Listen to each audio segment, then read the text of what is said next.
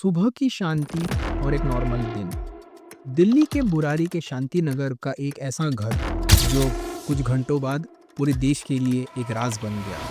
पड़ोसी गोपीचंद नागपाल जो रोज सुबह भाटिया फैमिली के किराना शॉप खुलने का इंतजार करते थे, उनका इंतजार बढ़ता ही जा रहा था।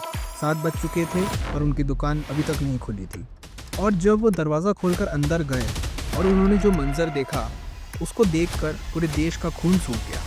एक ही घर के एक ही कमरे में लटकी हुई 10 लाशें और दूसरे कमरे में उनकी दादी 77 ईयर्स की नारायणी देवी, वो भी मृत हालत में।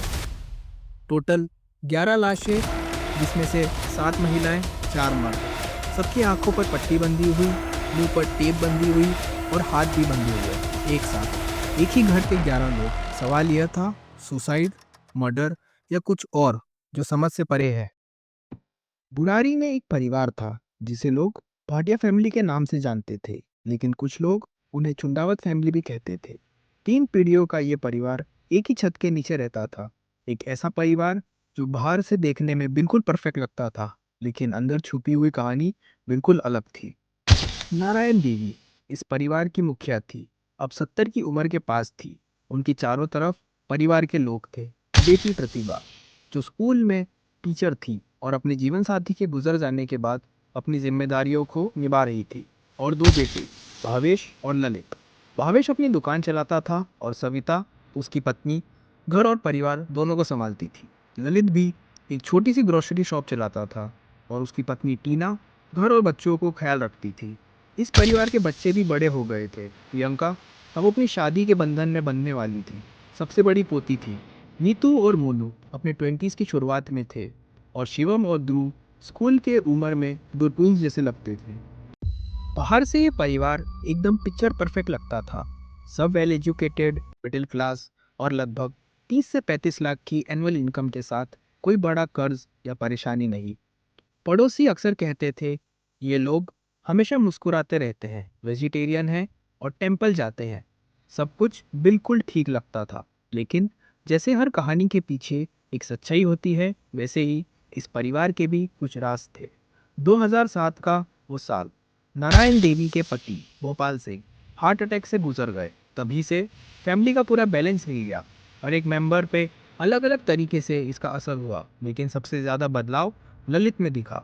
पहले शांत और समझदार ललित अब धीरे धीरे बदलने लगा। उसके व्यवहार में चुप्पी और टेंशन और घबराहट नजर आने लगी। घर के अंदर का माहौल जो पहले प्यार और सुकून से भरा था, अब धीरे धीरे तनाव और डर का बनते जा रहा था। ये परिवार के बाहर से परफेक्ट लगने का इल्यूजन अंदर का सच छुपाता था। एक ऐसा सच जो आगे चलकर बुरारी ट्रेजेडी का हिस्सा बन। 2007 के बाद ललित को एक थ्रोट इंजरी हो गई थी। डॉक्टर्स का कहना था कि उनकी आवाज़ परमानेंटली चेंज हो गई है, लेकिन उनके परिवार वालों का कुछ और कहना था। उनका कहना था कि जो उनके मरे हुए पिताजी भोपाल सिंह है, वह उनकी आवाज़ है। ललित खुद भी कहता था कि पापा मुझे गाइड करते हैं, मुझे हेल्प करते हैं। और धीरे धीरे ये बातें परिवार वालों ने भी मानना चालू कर दी थी।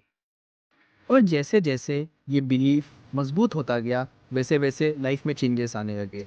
पहले शॉप का प्रॉफिट धीरे धीरे बढ़ने लगा, प्रियंका की सगाई हो गई और घर की छोटी मोटी चीज़ों में भी ललित की ये स्पिरिचुअल गाइडेंस काम आने लगी। तभी शुरू हुई एक और नई चीज़, दैट इज स्पिरिचुअल डायरीज। एक रजिस्टर जिसमें हर चीज़ का वर्णन किया गया था, हर रिचुअल, हर इंस्ट्रक्शन, सब कुछ डिटेल में लिखा हुआ था और लिखने वाला ज़्यादातर ललित ही था।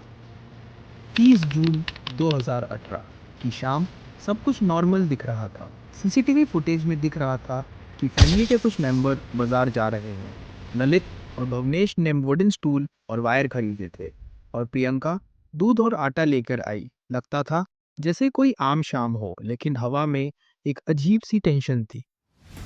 रात के 9 बजे तक घर की लाइट्स जलती रही। पड़ोसियों ने सुना कुछ चैंटिंग जैसी आवाज़, एक हल्की सी लेकिन घंटी की तरह गहरी गूंज, जैसे ओम का जाप हो रहा हो। आवाज़ में एक अजीब सी अर्जेंसी थी जो सबको हैरान कर रही थी। और फिर रात के लगभग 1 बजे अचानक सब कुछ खामोश हो गया। घर का हर कोना अंधेरे में डूब गया। लाइट्स बंद हो गई और एक घंटी की तरह की खामोशी ने पूरे घर को घेर लिया। सुबह हुई और घर के अंदर का मंजर देखकर कोई भी डर के कांप उठे। टेबल्स और स्टूल इधर उधर बिखरे हुए थे, वायर्स उलझे हुए थे और हर कोने में एक अजीब सी ठंडक थी।